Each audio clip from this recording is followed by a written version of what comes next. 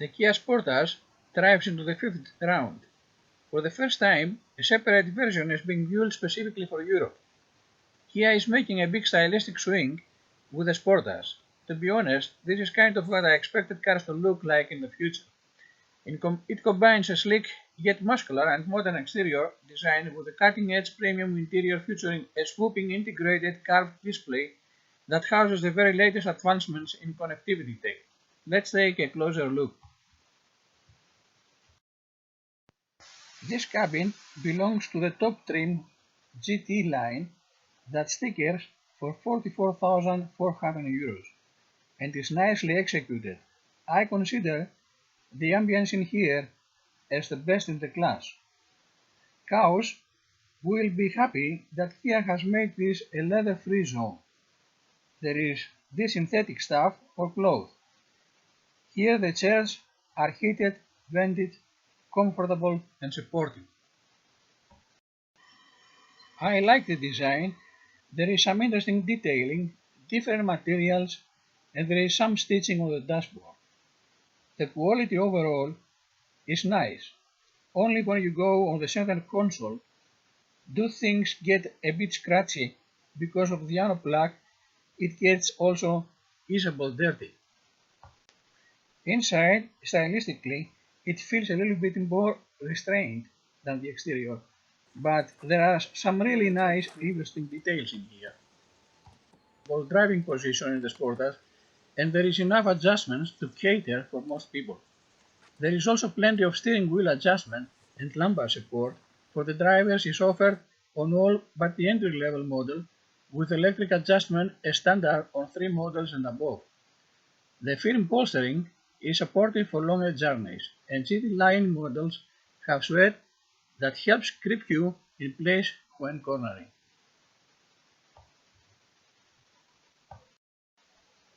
The infotainment system is well integrated with a gauge cluster, and it looks to be a giant unit, which is slightly curved.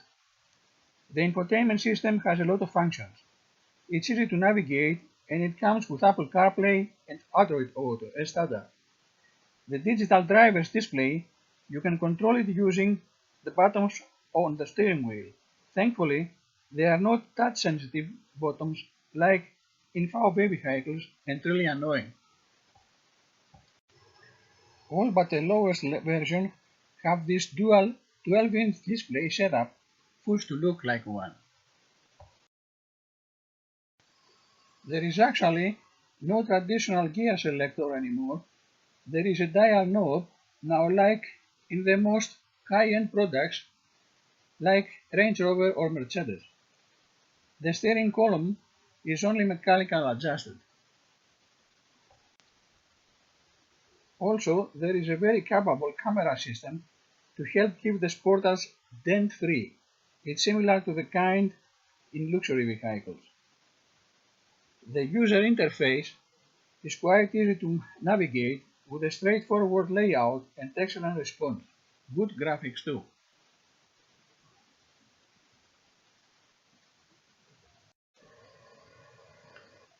The graphics on the 12.3-inch display are rich and respond quite snappy, but some of the text and icons are small, making them a little tricky to read at a glance or aim for when you are driving. The systems in the BMW or Mazda CX-5 have rotary dial controllers which make them less distracting to use. Of course, there are shift paddles if you want to change manual the gears in the 6-speed automatic transmission. The buttons and other controls are nicely damped and feel expensive, and like in the EV6, this control panel switches between the HVAC and interface shortcuts. That means that this knob toggles between the cabin temperature and the sound system volume. This is a quite cool deal.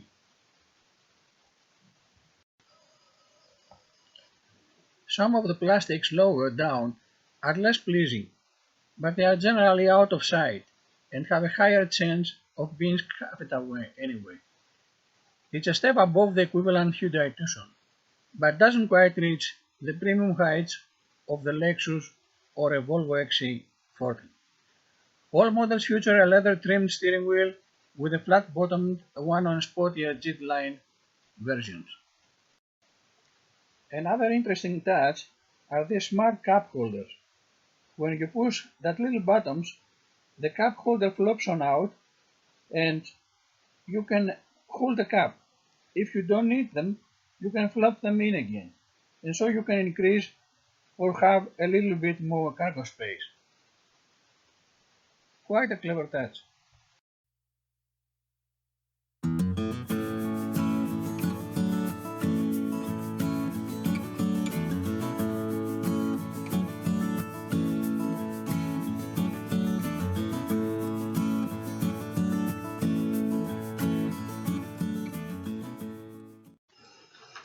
There is a really deep armrest with USB ports and a 12-volt socket inside. Also a good sized glove box, and the door pockets are also large enough to take a bottle of water, plus trays for a phone and keys.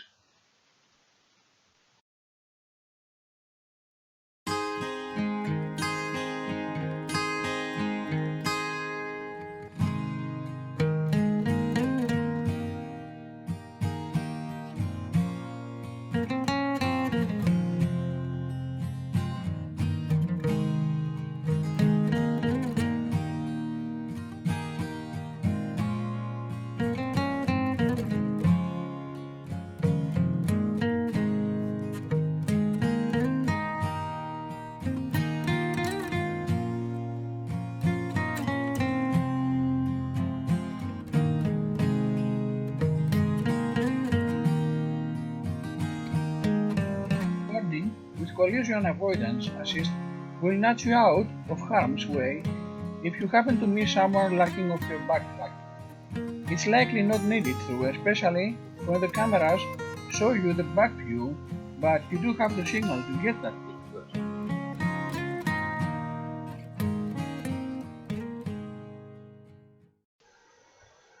The Sportage has a generous amount of space in the back compared with most rivals, with enough leg, head and elbow room to make two tall adults comfortable. There is also plenty of space to tuck your feet under the front seats, and the outer rear seats are heated on three models and up. Both seats get pockets, but there is no separate climate zone for the back seats passengers, but are adjustable vents.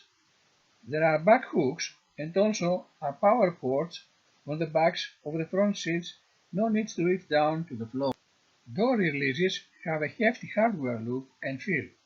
There are the usual door pulls in the armrest, and there are USB-C ports on the backs of the front seats, as well as hooks for groceries, and also garment hooks on the headrest, so you can hang your jacket. The panoramic roof, if fitted, compromises headroom for those sitting in the back, and anyone taller than 1.80 will be brushing their head against the roof lining or having to lean towards the center to get a bit of clearance. There is an armrest with two cup holders, and also you can fold the middle seat if you want to.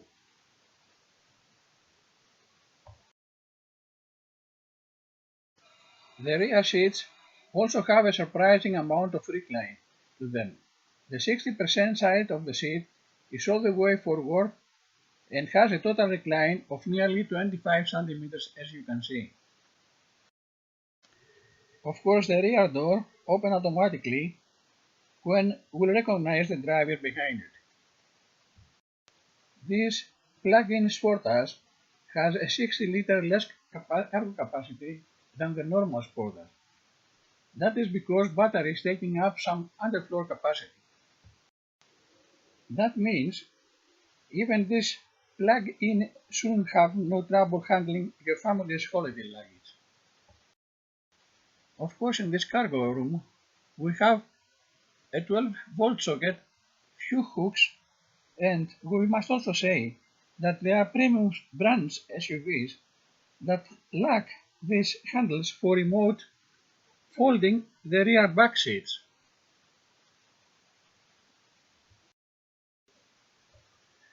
The hybrid's flat floor lies flush with the boot opening, so it's easy to slide bulkier items in and out without a load lip to contend with it.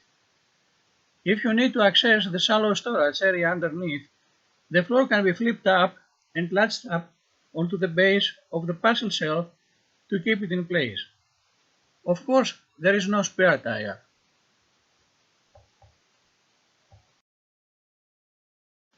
Another very interesting design is the hidden under the rear spoiler rear wiper, so stays clean and protected by ice in winter. Quite cool.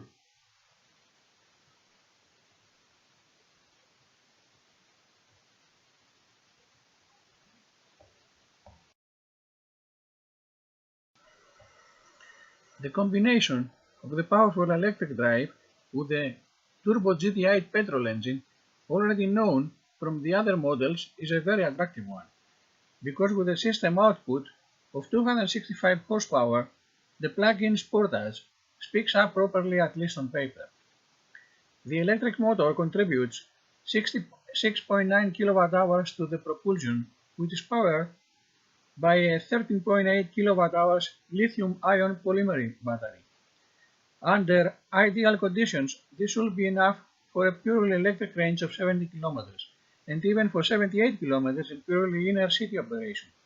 This means that the majority of all journeys can be made in E-mode in everyday life, at least in theory. The Kia Sportage plug-in charges in a single phase, so it can only follow up with a maximum of 7.2 kilowatt-hours of electricity at specially suitable 22 kilowatt charging points. At home, 11 kilowatts wallbox, which is usually capped to 3.6 kilowatt-hours charging capacity in single-phase operation, a full charge will take correspondingly longer. While the 1.6-liter petrol engine in the other Sportage variants comes with a manual or automatic manual transmission, the plug-in gets a 6-speed automatic transmission attached. Compared to the DCT dual-clutch transmission, gear changes are smoother and more harmonious in everyday use. Only in the event of an abrupt demand for power and subsequent acceleration, the best example of this is a quick overtaking maneuver on a country road.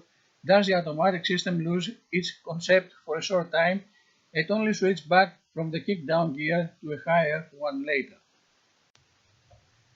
The overall propulsion is quite fast when needed, but not overly turbulent. At least it doesn't necessarily feel like 265 horsepower. The Sportage runs at a maximum speed of 191 km an hour and accelerates from a standstill to 100 in 8.2 seconds. Its fuel consumption is given with 1.1 liter per 100 kilometers, but in the real life, we never saw the fuel consumption follow less than 5.5 liters per 100 kilometers.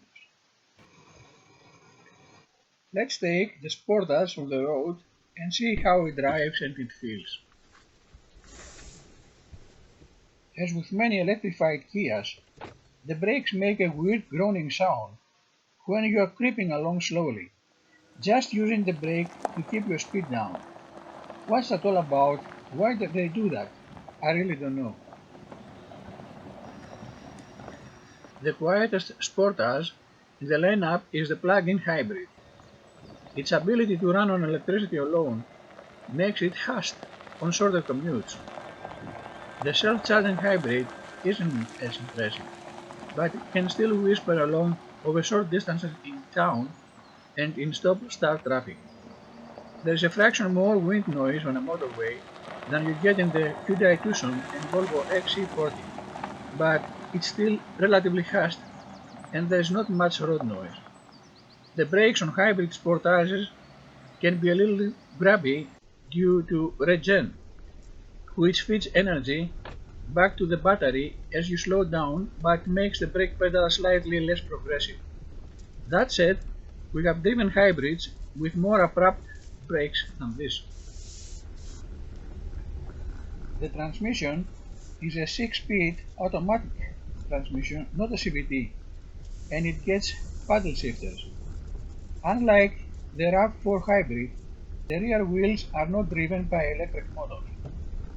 All Sportage engines get a system with electric hydraulic coupling. There is a center locking differential and drive modes. You pull away with the electric motor, the gas engine feathers in very nicely. It's slightly rubbery, but it certainly doesn't feel like a CVT. Shifts are silky smooth, you might not even notice them. The hybrid is significantly more efficient than the gas-only model, but the problem is you can get the hybrid in the more off-road capable models. Depending on what spec of Sportage you go for, it has up to 4 driving settings: Eco, Normal, Sport and Terrain. Eco is the most relaxed choice for everyday driving, with a lighter steering weight and a softer accelerator response to maximize fuel economy. The heavier steering weight in Sport mode helps you place the Sportage more accurately on the road too.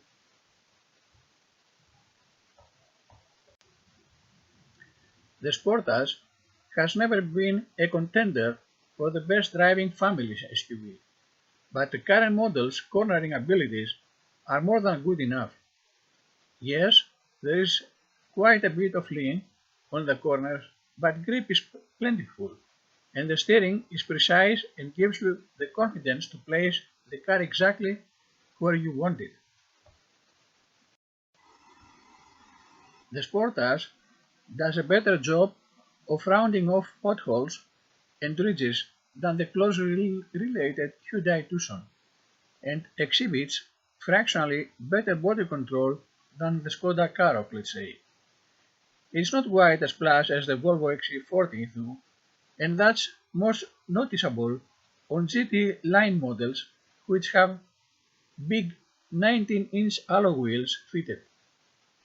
Indeed, the best riding version is the cheapest because entry-level 2 trim comes with smaller 17-inch wheels and big balloon-like tires.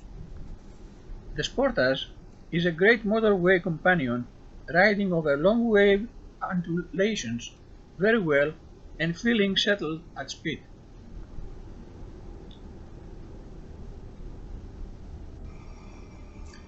Plug-in hybrid vehicles can be a good option for anyone who is not ready yet to go fully electric, because they provide many of the fuel and emissions benefits of electric cars on short drives, but have the backup of a petrol or diesel engine for longer runs.